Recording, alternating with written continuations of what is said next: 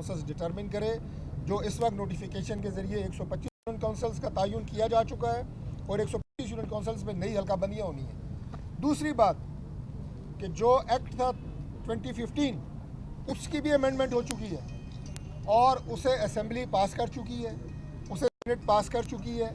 दो बातें उसमें की गई हैं। एक ये किया गया है कि जो यूनियन काउंसिल्स 125 मैंने आपसे कहा वो उस एक्ट की अमेंडमेंट में भी मेंशन कर दी गई हैं कि इस्लामाबाद में जो बलदियाती इलेक्शन होंगे उसमें यूनियन काउंसिल्स 125 होंगी। और दूसरी सबसे बड़ी बात उसमें की गई है कि मेयर और डिप्टी मेयर का इलेक्शन डायरेक्ट, उसमें कहा गया है कि डायरेक्ट तरीके से वो होगा, इनडायरेक्ट इलेक्शन नहीं होगा, पूरे ज़िले पर वो इलेक्शन होगा।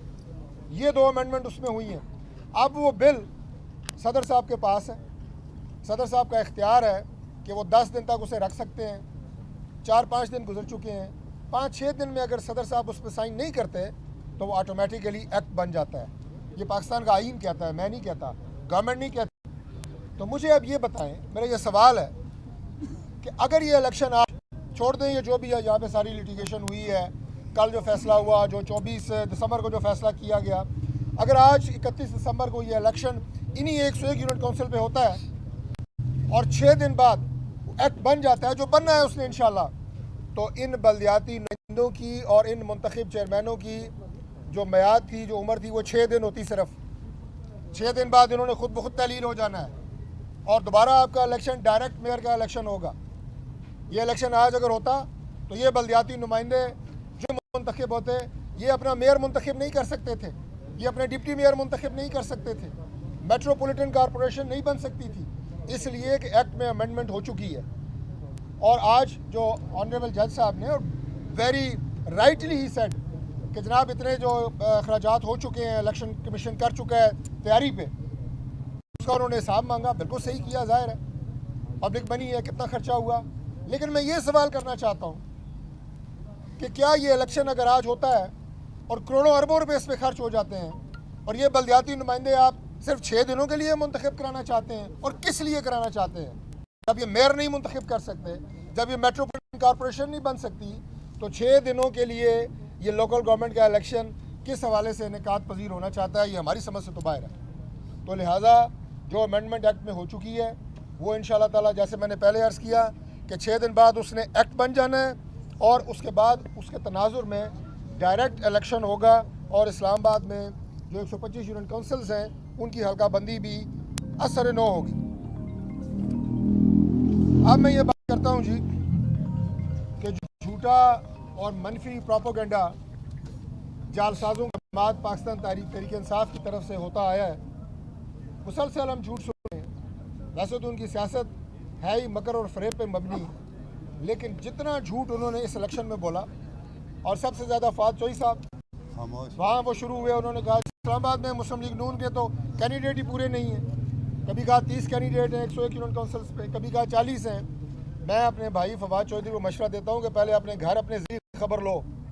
तुम्हारा भाई जो इलेक्टेड MNA है जेलम से, वो तुम्हारी जमात PTI को छोड़ के मुस्लिम लीग नून में शामिल हो चुका है। अपने पहले ज़िले की खबर लें, उसके बाद आके इस्लामाबाद में आप अपने ये झूठे बयानात और झूठी मनफी सियासत करें। मैं मीडिया के सामने इससे पहले और आज फिर अपने इस वक्त जो हमारे बल्दियाती नुमाइंदे इस इलेक्शन के लिए अपने कागजात नामज़दगी जमा कराए और जो लड़ रहे थे, वो फहरिस्त आपके सामने रखना चाहता हूँ। सिर्फ 2 यूनियन काउंसिल्स के अलावा, और वो यूनियन काउंसिल्स डिफेंस एरिया की हैं, जिसमें पाकिस्तान एयरफोर्स है, पाकिस्तान नेवी है, डिफेंस का एरिया है। उसके अलावा 99 यूनियन काउंसिल्स पे पाकिस्तान मुस्लिम लीग नून के कैंडिडेट इलेक्शन लड़ रहे हैं और चेयरमैन जो है वो अपने तमाम तर इंतजाम उनके मुकम्मल हैं और वो इलेक्शन लड़ रहे थे। तो लिहाजा ये सबसे पहला झूठा प्रोपेगेंडा, ये लिस्ट मेरे सामने है, मैं आपके हवाले करता हूँ, आप बेशक मीडिया के भाइयों को दे दें। दूसरी बात कि जनाब इस्लामाबाद में बल्दियाती इलेक्शन के हवाले से जो पाकिस्तान तहरीक इंसाफ मुसलसल प्रोपेगेंडा और ड्रामा किए जा रही है, मुझे अब ये बताएं कि जो इलेक्शन हमारे दौर में हुए बल्दियात में, इस्लामाबाद में जो बल्दियाती इलेक्शन है, आखिरी इलेक्शन जो हमारे दौर में हुआ 2015 में, उससे पहले इलेक्शन जो है वो 1979 में हुआ था। तो ये एजाज़ पाकिस्तान मुस्लिम लीग नून को हासिल है कि 1979 के बाद 2015 में पहली दफ़ा इस्लामाबाद में बल्दियाती इलेक्शन कराए हैं और उस वक्त गवर्नमेंट मुस्लिम लीग नून की है और वज़ीर आज़म है मियाँ मोहम्मद नवाज शरीफ। वो इलेक्शन हमारे दौर में हुए, मेट्रोपॉलिटन कॉरपोरेशन बनी और उनकी जो मियाद है वो कब पूरी होती है? वो होती है जनवरी 2021, 2021 जनवरी में वो इदारे तहलील हो जाते हैं। PTI की हुकूमत रहती है अप्रैल 2022, यानी 1 साल 4 महीने। 1 साल 4 महीनों में पाकिस्तान तहरीक इंसाफ ने इस्लामाबाद में बल्दियाती इलेक्शन क्यों नहीं कराए?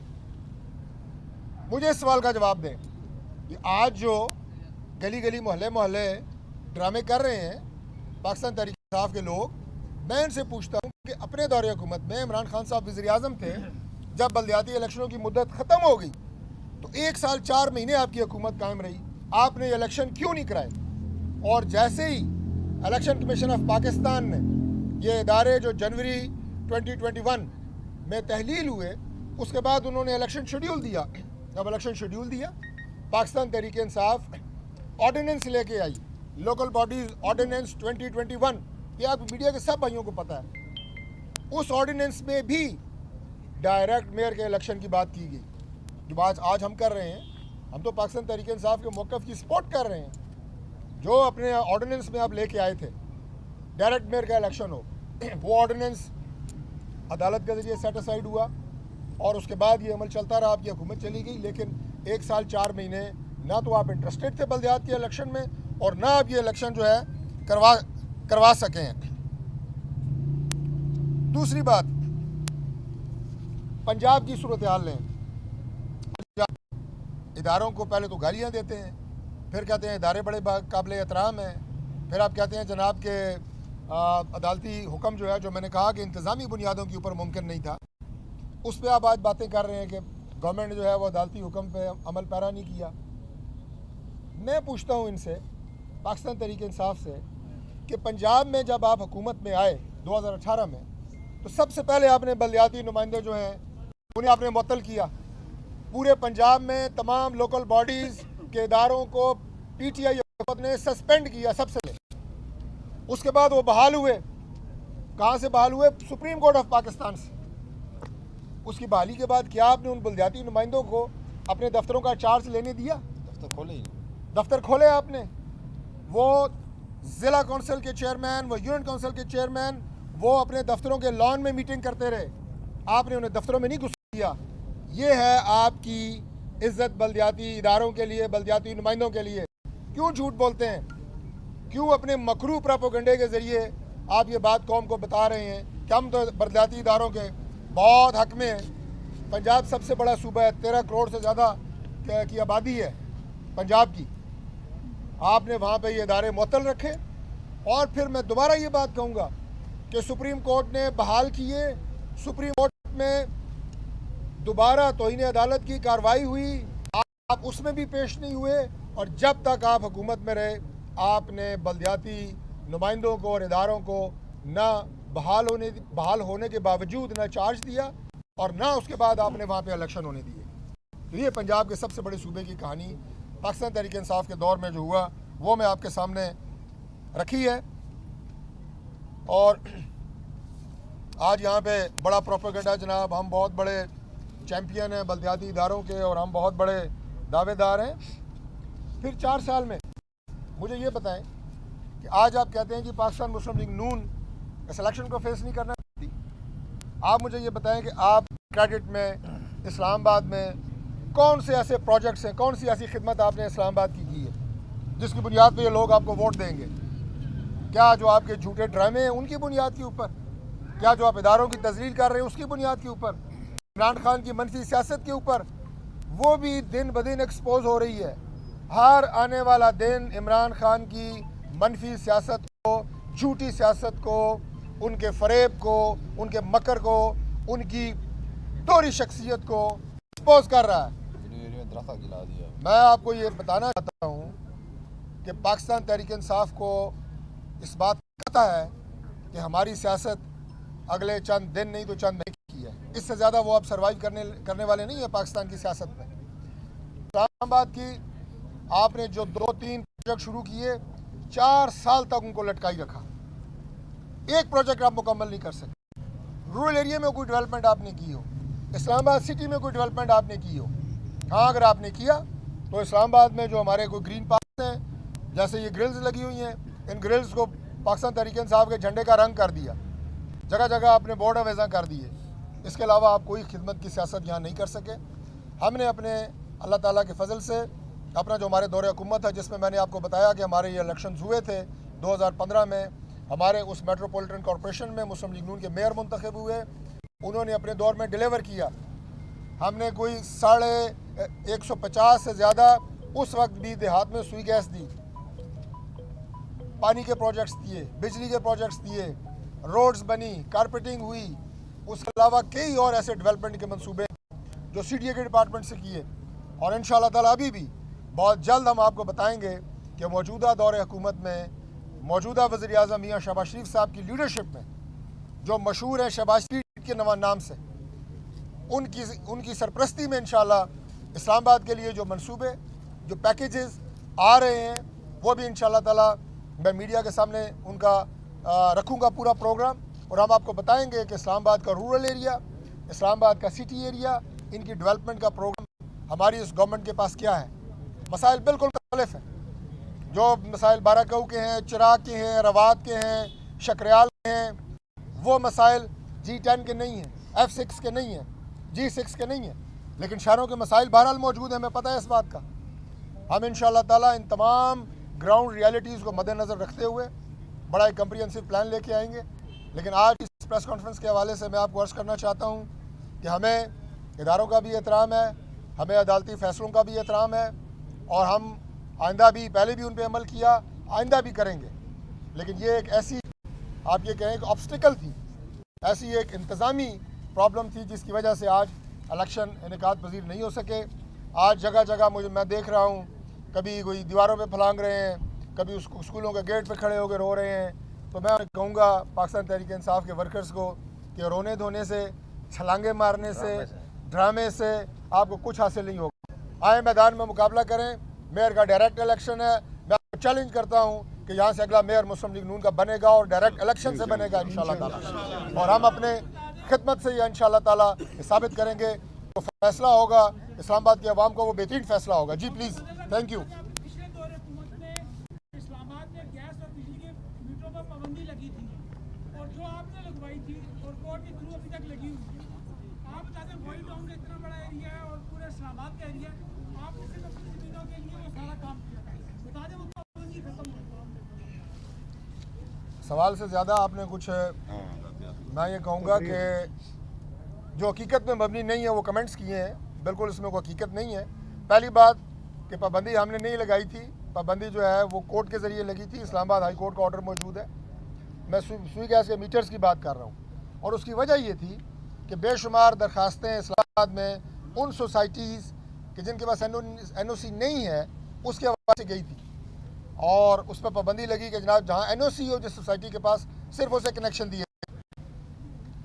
मैं सिर्फ, आपने एक सोसाइटी का नाम लिया, गौरी टाउन का नाम आपने लिया, वो सिर्फ एक नहीं है, ऐसी सैकड़ों सोसाइटियाँ मौजूद हैं इस्लामाबाद में। अगर गौरी टाउन को किसी ने टारगेट किया तो ज़्यादती की है। ऐसी सैकड़ों सोसाइटियाँ मौजूद हैं कि जिनके पास NOC नहीं है, उनकी रूल्स एंड रेगुलेशंस, हम चेयरमैन CDA के साथ कल 3 घंटे की मीटिंग हुई। आप लोग CDA को भी कवर करते हैं, आपको पता है, मैं और अंजुम खान साहब इन्हीं मामलात के ऊपर। इस्लामाबाद में कुछ प्लाजाज को रूरल एरिया में सील किया गया, जुर्माना किया गया। मैंने सबसे पहले CDA से एहतजाज किया। ये नुकता भी कल हमने वहाँ पे देखा कि प्राइवेट लैंड ओनर्स जो हमारे रूरल एरिया हैं, जैसे मैंने नली चंद आपके सामने, सोहान, लेतरार रोड, खन्ना, रवात, बाराकऊ, बनीगाला, जो प्राइवेट है, वहाँ पे किस हैसियत में CDA जाके उन प्लाजों को सील कर सकता है, कैसे वो दुकानें बंद कर सकता है। इसके लिए एक जामिया हिकमत अमली और स्ट्रेटजी बना रहे हैं, और सुई गैस के मीटर इंशाल्लाह ताला खोलेंगे, बिल्कुल खोलेंगे। और मैं प्राइम मिनिस्टर साहब को रिक्वेस्ट करूँगा कि इस्लामाबाद पाकिस्तान का दारुल खिलाफा है, और ये पाबंदी बाय दी वे गैस की कमी की वजह से पूरे मुल्क में भी है। तो अगर पूरे मुल्क में बैन है सुई गैस की फर्दर पाइपलाइनों पे या मीटरों पे, तो इस्लामाबाद के लिए मैं गुजारिश करूँगा कि हमें स्पेशल एग्जाम्पशन दी जाए और यहाँ के लोगों को फैसिलिटेट किया जाए। ये बता दें कि इस तासुब को कैसे फाइल करेंगे। ने भी ये सवाल पूछा कि ये ख्याल पहले क्यों नहीं आया, 12 दिन पहले क्यों आया, जब सारी तैयारियां मुकम्मल हो गई थी। तो इसका जवाब जमा नहीं करवाया गया था, इसमें क्या कहेंगे?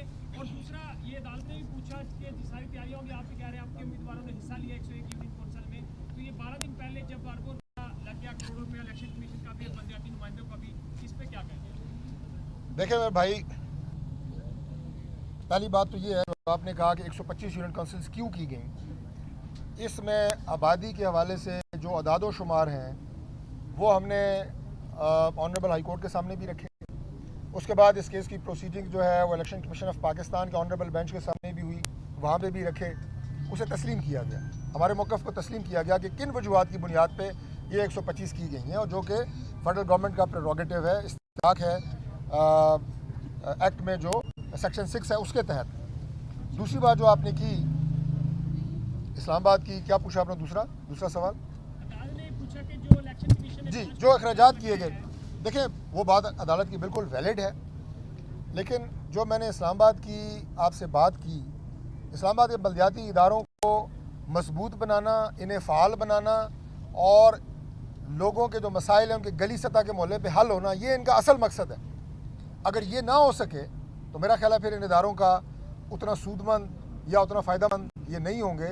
हम इंशाअल्लाह ताला जिस लाइन पे इनको लेके जा रहे हैं, इन्हें मज़ीद इंशाअल्लाह हम इख्तियारात देंगे और लोगों के मसाइल जिनकी अभी हमारे भाई जिनकी निशानदेही कर रहे हैं, इंशाअल्लाह ताला वो हल होंगे। ये बता दें कि आखिरी 2 हफ्तों में आकर हुकूमत को ऐसा क्या याद आया कि 6 माह पहले एक नाकाबंदी हुई 50 यूनियन कौंसिल में इदारों यार वही सवाल जिसका मैं जवाब दे चुका हूँ, कोई और बात करें। मैं चाह रहा हूँ कि इदारों के सियासी इस्तेमाल के हवाले से आप लोग बात करते आए हैं, इस वक्त कैसे इसको डिफरेंशिएट करेंगे और इस तासर को कैसे जाहिर करेंगे कि इस्लामाबाद के तीनों हल्कों में तहरीक इंसाफ मौजूद है, तो ये पीडीएम की हुकूमत राय देखिए मैंने आपको पाकिस्तान तहरीक इंसाफ की यानी तारीख वाइज मैंने आपको बता दिया है कि 1 साल और 4 माह ये इदारे तहलील रहे। पाकिस्तान तहरीक इंसाफ ने इसके हवाले से कोई इलेक्शन करवाए, अगर वो इतने इंटरेस्टेड थे तो वो करवाते। आज भी जो कुछ ये सारा कुछ रहे हैं ये पॉलिटिकल स्टंट्स हैं जो कि उनकी सरिश्त में शामिल है, इससे ज़्यादा कुछ नहीं है। सर बताइए कि अदालत हुकूमत ने ये मौक़िफ़ अपनाया कि जो 2017 की मरदमशुमारी है उसके मुताबिक यूसीस की तादाद 2 मरतबा बढ़ाई गई है, तो अगर इस बात की आबादी जो आप रीज़न भी बता रहे हैं आबादी बढ़ने की वजह से आपने यूसीस की तादाद 2 मरतबा बढ़ाई है, तो 2017 की मरदमशुमारी के तहत ये जो तादाद है वो बढ़ाई गई है, तो दोबारा मरदमशुमारी की गई है, तो आबादी में इजाफे का फिर आपने तयन कैसे कर लिया? और 17 के आपने देखिए बात यह है कि ये सिर्फ एक एलिमेंट मेरे भाई नहीं होता कि 2017 की मरदमशुमारी, उसके बाद जो आबादी में इजाफा होता रहता है वो आपके नादरा के डाटा में रिकॉर्ड होता रहता है और वो डाटा गवर्नमेंट के पास आता रहता है। तो इसमें कोई एक नहीं 2-3 फैक्टर हैं जिनको मद्देनज़र रख के ये स्टेप उठाया गया है। और दूसरी एक और बात, मैं माजरत से वो मेरे जहन से उतर गई, बड़ा अहम इशू और वोटर लिस्टों का है जो कि इससे पहले 24 दिसंबर को जो ऑर्डर इस्लामाबाद हाई कोर्ट ने पास किया, उसमें वाज़ेह तौर पे ये लिखा हुआ है कि इलेक्शन कमीशन ऑफ पाकिस्तान जो वोटर लिस्टों में डिस्क्रिपेंसीज हैं उन्हें दुरुस्त करे। और ये नुकता हमने इलेक्शन कमीशन ऑफ पाकिस्तान के सामने भी उठाया जिस दिन ये हियरिंग थी हमारी वहाँ पे, तो हमारे अटॉर्नी जनरल साहब ने ये नुकता इलेक्शन कमीशन पाकिस्तान के सामने रखा। मेरे अपनी घर की 2 वोट वहाँ पे हैं जहाँ पे मैं रह रहा हूँ और बाकी 6 वोट वो दूसरे यूनियन काउंसिल में गए हुए हैं। ये अपनी फैमिली की मैं आपको बात बता रहा हूँ, और ये सिर्फ एक यूनियन काउंसिल में नहीं है, हर यूनियन काउंसिल के अंदर। और उसके लिए 15 से ज़ायद रिट पटिशन्स यहाँ पे इस्लामाबाद हाई कोर्ट में की गई कि पहले इन वोटिंग लिस्टों की दुरुस्तगी की जाए, क्योंकि अगर मैं या 1000 वोटर एक यूनियन काउंसिल में रह रहे हैं और वहाँ पे वो अपना वोट इस्तेमाल नहीं कर सकते, तो मेरा ख्याल है कि वो जो बलदियाती इदारों की या जो जमहूरियत की असल रूह है वो शायद उसके फ़वाइद उन लोगों तक या उस यूनियन काउंसिल तक ना पहुँच सकें। इनकी दुरुस्ती भी बहरहाल ज़रूरी है। ठीक है जी, बहुत शुक्रिया जी, बहुत शुक्रिया, थैंक यू।